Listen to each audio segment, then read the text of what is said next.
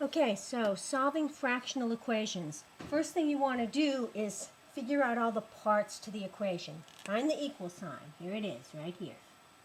All right, there's a fraction. There's a fraction. That's not a fraction. Let's make it a fraction of 1.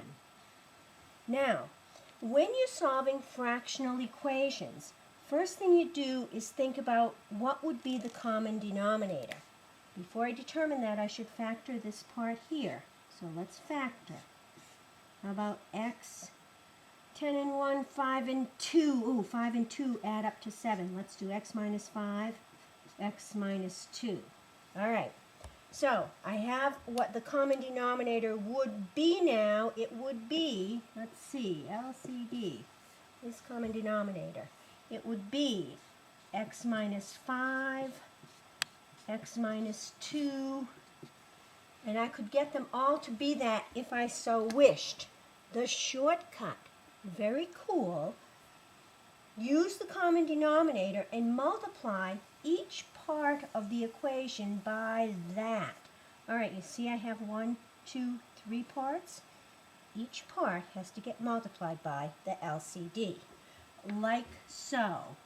All right, x minus 5, x minus 2 times 3 over x minus 5, x minus 2, plus 2.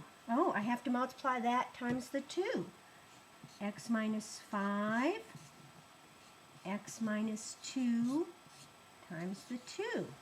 All right, there's my equal sign. Now I have to multiply times everything on the other side. So what am I using? The LCD, x minus 5, x minus 2 times x minus 4 over x minus 5.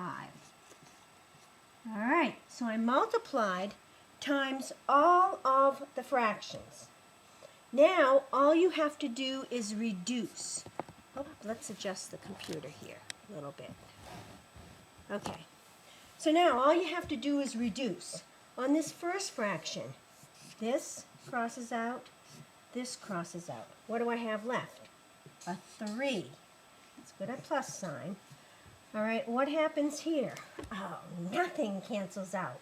Well, that means I have to multiply all of this stuff together. Well, I know when I multiply these two, I get that because I started with that. So 2 times that, let's write that here. X squared minus 7x plus 10 times 2. So 2x squared minus 14x plus 20 equals, and what do I get on this last part? Why, that cancels out. So I have to multiply x minus 2 times x minus 4. You're good at that, right? X squared minus 2x minus 4x, so minus 6x minus 2 times minus 4 plus 8. So that's what I have left to solve. What do you think I do next? Hopefully, you want to put everything on one side. So we're going to get a new paper up here. And let's subtract x squared here. Let's add 6x. And let's subtract 8. Subtract 8. Now I'm going to rewrite this. So on this side, I have a 0. On this side, I still have my 3. 2x squared minus x squared plus x squared minus 14 plus 6 minus 8x. 20 minus 8, hopefully you get 12. Like terms. Let's rewrite this. X squared minus 8x plus 15 equals 0. And now all I have to do is solve that, which is pretty easy. I just have to factor.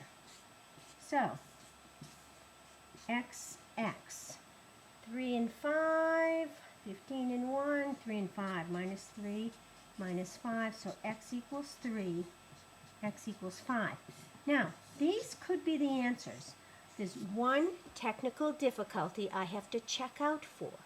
would any of those numbers make my fraction 0? And so let's look back to the original fraction I had.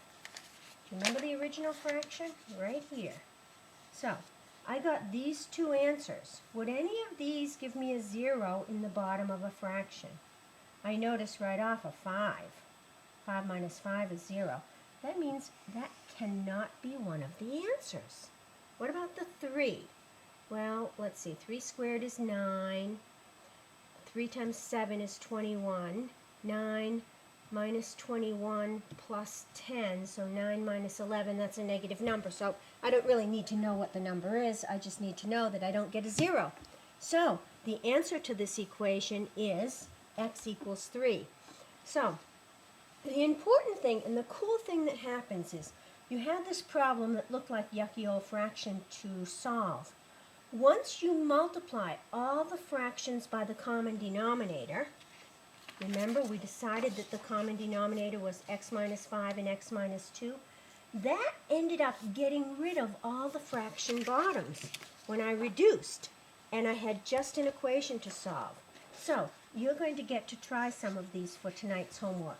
I think I'd like to do